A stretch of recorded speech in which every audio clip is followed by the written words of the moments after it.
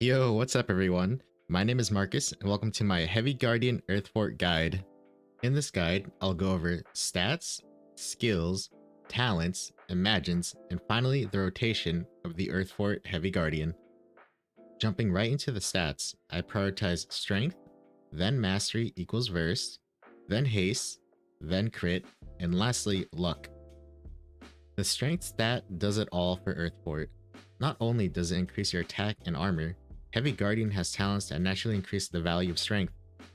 Mastery is an even easier stat to understand. Each percent of mastery increases the power of your shields, and Earthfort revolves entirely around its self-shielding.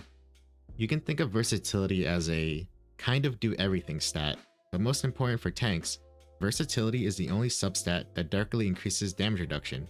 Sitting at 19% verse, this gives me about a 3% permanent damage reduction and a 6.5% increase to my shielding.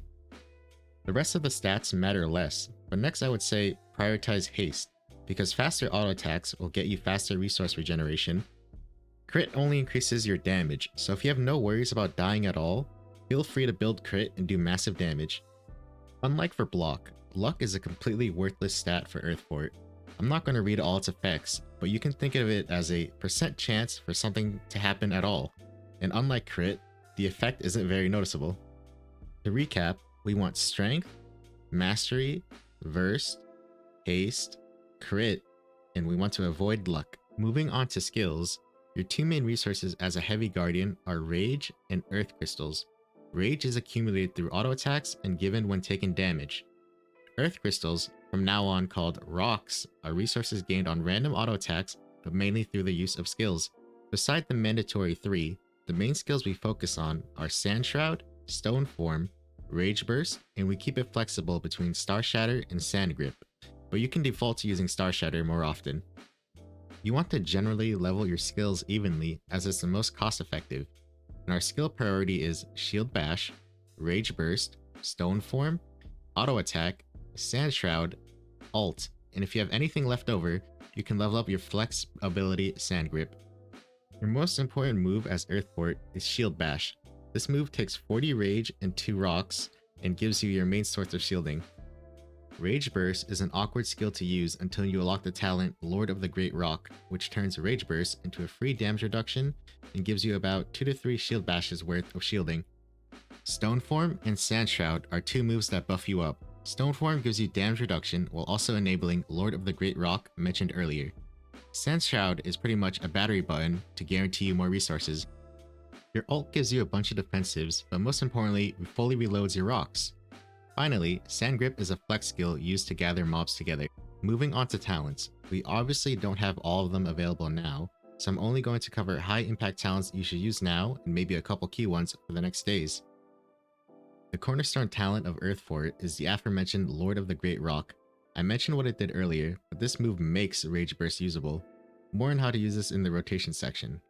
Then we have Lord of Rocks, which does the same thing as Lord of the Great Rock, but only active after enhancing your Star Shatter. The next few talents are all damage reduction related, as there isn't really any content that requires a tank to do as much damage as possible. Something you can look forward to picking up in the next couple days is Smash support. This talent will greatly increase our shielding and therefore our tankiness. There is a build you can do for max damage, abusing, Resolute Breath, and Bravery in battle, but I won't really go into it as we can't access it yet. Getting into the imagines, I'll go over what's best specifically for dungeons and then pure single target bosses. For dungeons, at your absolute best in slot, you want to be running Tempest Ogre and Frost Ogre. Tempest Ogre works like Sand Grip, where you use it to group up mobs, and Frost Ogre will freeze all the mobs, effectively working as a defensive. When you get to the boss or do a raid fight, ideally you swap out the Tempest Ogre for Tina, and if you're super whaled, you can swap out both ogres for both Tina and Arona. For a budget build, I recommend farming the Goblin Guard, Void Arachno Crab, or Brigand Guard Captain. The crab is probably the most safe as it will literally make you immune on use, but it is a transformation. My personal default setup will probably end up being Goblin Guard and Frost Ogre. I personally prefer Goblin Guard because it doesn't transform you and the defensive value is still potent. Now let's get into the most interesting part, the rotation. Earthfort Heavy Guardian is the most vulnerable right when a pull starts, so to counter this, we want to front load a lot of our power. I start with Goblin Guard. If you don't have it, you can skip this and then go into Stone Form. then use a quick shield bash to establish aggro, followed up by the free rage burst. Now I finally use Sand Shroud to make sure resources keep flowing. From here on, it's all about not overcapping your resources and using Sand Shroud and Stone Form on cooldown. So if I see my rage about to hit 100, I'll use Shield Bash. If I see Star Shatter about to reach 2 charges, I'll use it. The interesting thing is, you don't actually want to use Rage Burst naturally. On its own, it's kinda too expensive, and you'll feel yourself with the weird downtime of no rocks or rage if you use it at its initial cost. You should obviously use your ult at times of emergency, but most cases I actually use my ult to refresh my rocks and as a way to use a natural rage burst. So when everything's on cooldown, sometimes I spam shield bash until out of rocks, then hit my ult, then I use rage burst with the resources given from the ult.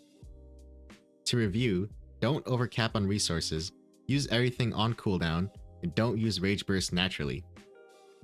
And that's my guide for Earthfort Heavy Guardian. Let me know if you have any questions or feedback in the comments below. I'll probably have to update the guide when we fully unlock the talent tree and whatnot, so let me know if you'd be interested in that. But that's about it. Thanks for watching, guys.